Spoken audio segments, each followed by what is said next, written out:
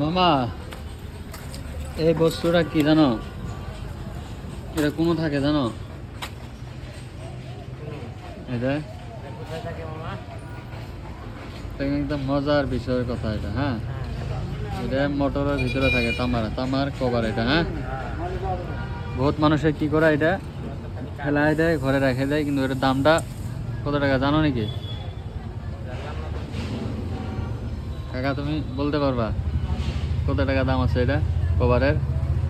হ্যাঁ ও কা বলতে পারবা?